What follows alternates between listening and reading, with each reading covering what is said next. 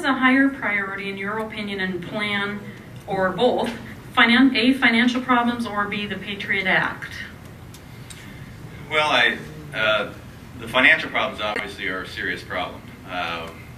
When I was a state senator, I had a one-vote Republican majority in the Senate. The Democrats controlled the House, Democrat in the governor's mansion, and I was chairman of the Budget Writing Ways and Means Committee. And we had one of the biggest deficits in state history at that point in time. The skills I brought to it, because everything over $50,000 had to come past my gavel, I ended up balancing the deficit without raising taxes.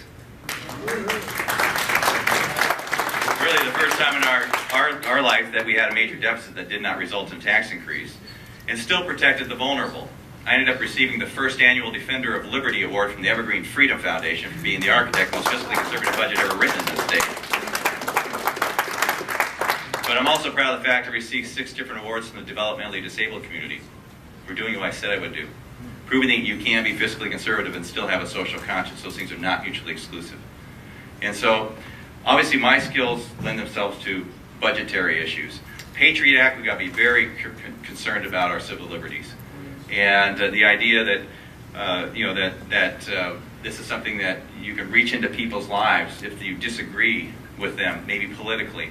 I mean, this is a problem. This is a very serious problem, which is why it needs to be reviewed constantly. Reviewed constantly to decide if this actually makes sense.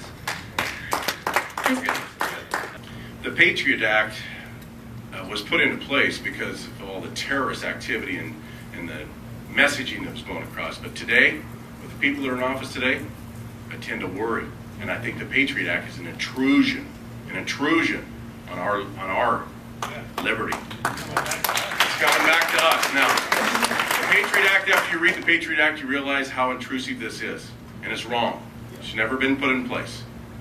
Our highest priority is jobs. We have, that's why I had the union from the West Side call me. They want me to come speak to them. A 1,500-member union. And I said, wait a minute. I'm a Republican. And he goes, yeah, I know. He goes, but we still want you. And I said, then what do I owe this honor? And he says, well, to be honest with you, he says, we've got a lot of time on our hands. We're unemployed. And I bit my tongue because I wanted to say, well, how you liking that hope and change now? But we can't be that way. We can't be that way because we have got to all come together and realize we can't all have that mountain of gold. We've got to be happy with where we're at. And we've got to realize one thing. If that employer don't stay in business, we don't have a job. So we got to be for all and all for one. Washington State Campaign for Liberty is a 501c4 lobbying organization which neither supports nor opposes candidates for public office.